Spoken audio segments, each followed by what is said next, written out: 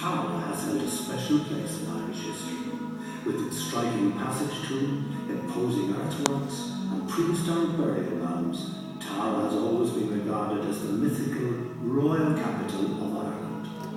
Countless generations have come here to claim their place in history, to assert their identity in this sacred place. As a symbol of Irish nationhood, it has been used by successive Irish leaders as a source of authority and inspiration. Brian Boru, the O'Neills, the United Irishmen of 1798, Daniel O'Connell, Arthur Griffiths, Eamon de Valera. Tara, a royal sanctuary.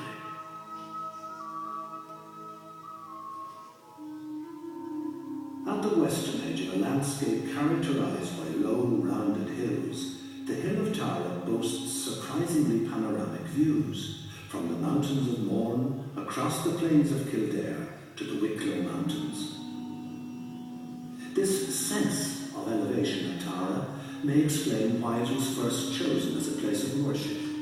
Throughout the world, mountain tops are regarded as sacred, the homes of gods and goddesses, the meeting places of the sacred and profane. The Irish name for Tara, Tara, is related to Latin templum and Greek temenos.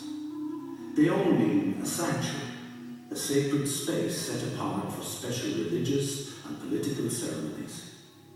Tara, a place of ceremony and worship, where people came to bury their dead, to celebrate religious festivals, and most significantly, to participate in the inauguration of extraordinary kings.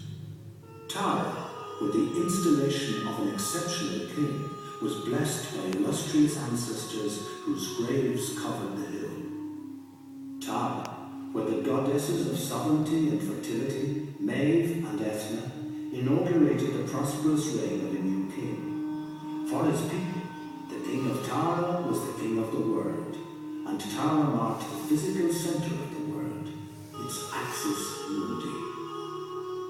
For over 5,000 years, from the Neolithic to the early Middle Ages, monuments and tombs have been built at Tara, each generation making its mark on this landscape, taking its place in history among the tombs and ancient temples of the ancestors. Behind each one, the shadow of his predecessor. We can recapture the story of Tara today from a rich tapestry of evidence, archaeological and historical.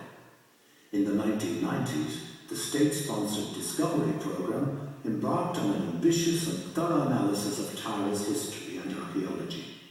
Non-invasive techniques led to the discovery of yet more monuments, as the true complexity of Tara was slowly revealed.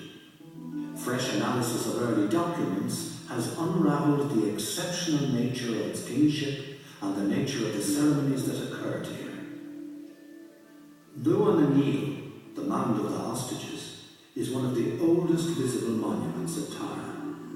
A passage tomb, it was built around 3000 BC to house the cremated remains of the dead. Placed on the eastern edge of the summit, the tomb was meant to be viewed from the east.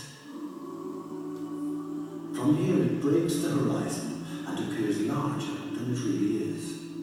It was the focal point of ceremony.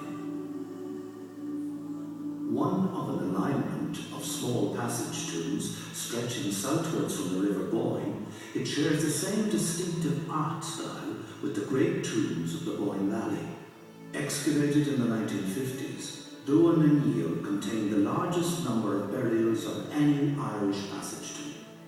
The dead were interred with round-bottom bowls, long antler pins and polished stone beads, but the tomb itself covered the remains of yet earlier activity.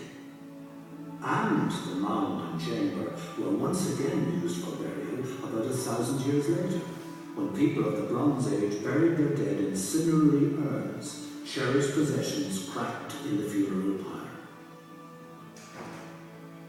One body was not cremated, a teenage boy of privileged rank. He wore a necklace of bronze, amber and Egyptian-made faience beads, and had a dagger and an awl. He was, therefore, of a society that had long-distance contacts with the elite of Europe. The early Bronze Age saw the start of an even more ambitious project. 3 great ceremonial enclosures known as henges, one on the summit of the hill of Tara itself, another to the south at Rathmave, a third to the west at Riverstown. Instead of a back, the henge on the hill of Tara has a very large ditch. Backfilled over time, this henge is no longer visible on the surface, its massive ditch and post holes discovered through geophysics. More than 300 large, regularly spaced post holes were dug on either side of the ditch. These held large poles or even trees, a space enclosed by trees, many of which were bestowed with the symbolic status in the religious beliefs of society. Designed to enclose Dúa Maníl, the henge was tilted over the side of the hill to be seen from the east. Truly monumental structures like this left an enduring presence at Tara. In time, burial mounds and graves were placed around it. These small Bronze Age barrows and ring ditches, for instance, follow the outline of the henge, an ancient footprint left behind by former generations. Some 2,500 years after